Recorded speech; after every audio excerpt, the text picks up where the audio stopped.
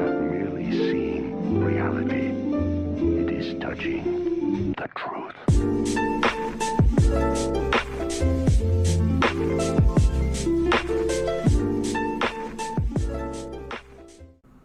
What's going on, everyone? Welcome back to Chronic Gamer. My name is Matt, and this is my redirect and final thoughts video for 34, 35, and 36 of InuYasha.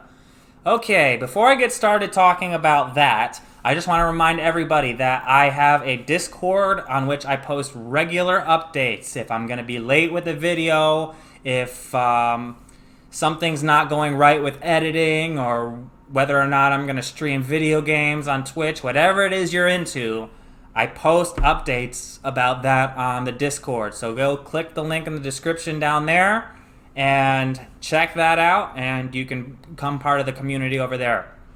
Also, new to the channel is Patreon. I have a Patreon page on which I do early access and eventually a Patreon exclusive if I get enough people to sign up for that tier. So basically, if you're watching this video on YouTube now, you can check out my Patreon if you want to see next week's video right now. If you don't, no worries. It'll be on YouTube next week. Okay, so let's get back to InuYasha. We had some pretty good episodes here. I liked the episodes with Sesshomaru more than the episode with Koga. However, I liked all three. So basically, they were saying that the Tessaiga, or Tetsaiga, whatever they call it. I'm calling it the Tessaiga because I guess that's what they call it in the Japanese version, and that's how I was reading it when I looked it up. But the Tessaiga has a partner sword, I guess you can call it, called the Tensaiga, I think they called it. And Sesshomaru, of all people, already has that sword, but he thinks it's useless. At least at the beginning of 34, he thought it was useless. And he was trying to get the Tetsaiga again from InuYasha. What's pretty interesting to me about that is it seems like this was another masterful plan from InuYasha and Sesshomaru's father, the dog demon, the great dog demon, whatever he was.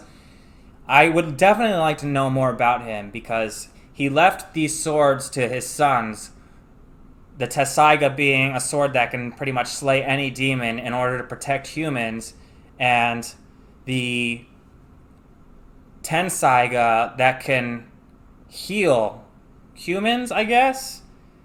So I'm not sure what his plans were, why he bequeathed these swords to his sons, but the forger guy, I forget his name right now, he said that it's like feudal. If those two swords fight each other, that neither will win or something like that. So definitely interested to see what happens with that. I'm hoping that eventually Sesshomaru, comes around maybe and starts accepting his role and what his father wanted him to be, and maybe start working with the crew, InuYasha, Kagome, Sango, and Shippo, and Miroku.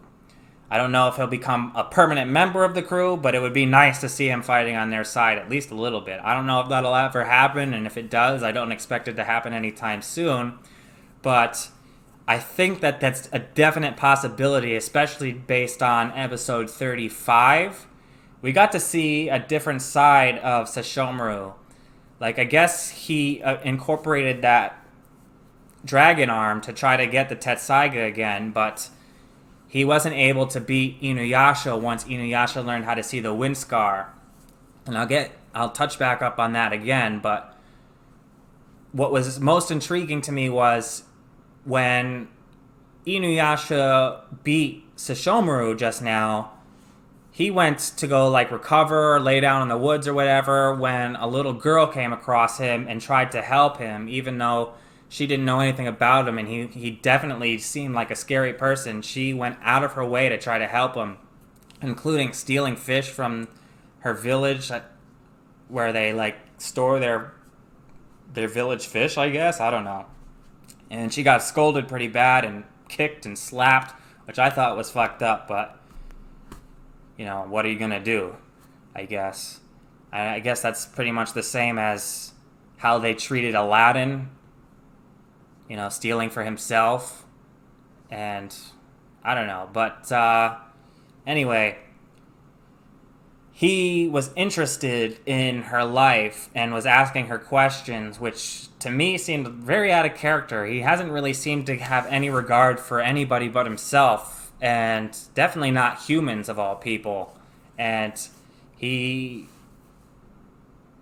let himself speak to her and try to get to know her, even though he was like saying, "Oh, I don't really care." It seemed like it was a different side of him that we haven't seen before.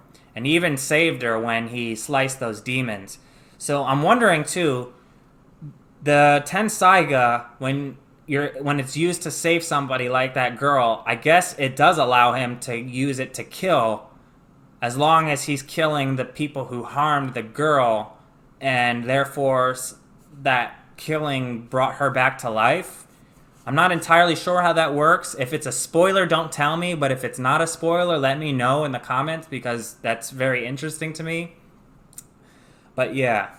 Another cool thing we got to see was Yusuke, I'm sorry, I'm just thinking of, I'm a little tired right now, and I was just thinking of, that popped in my head from Yu Yu Hakusho. InuYasha figuring out the wind scar situation. I'm not sure exactly what the wind scar is, but it seems like the powerful people have it, and if he can see it and cut through it, then that's like the true power of the Tensaiga sword. So, yeah, I'm not entirely sure about that, but we actually got to see him training with Kilala to see that, which I don't even think we've ever seen InuYasha train before. So, that's definitely interesting, but yeah.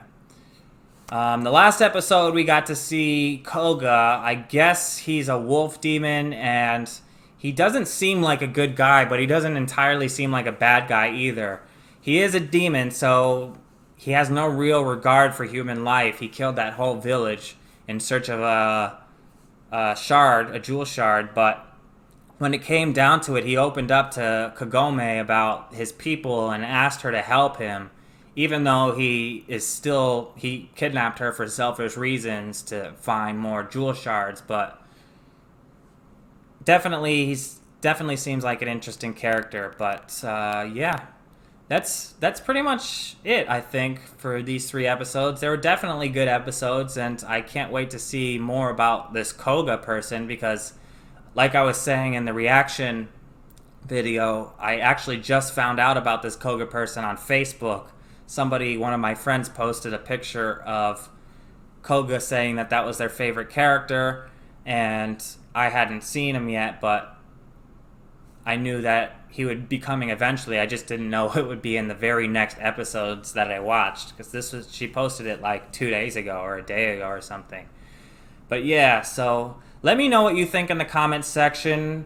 And if you haven't already, like and subscribe. Share this video with other fans of InuYasha or other fans of anime reactions. That would greatly be appreciated. Check out the Discord. Check out the Patreon. At least follow the Patreon for free and take part in the polls, because all polling will be done through Patreon from now on. And until next time, I'm Chronic Gamer. Peace.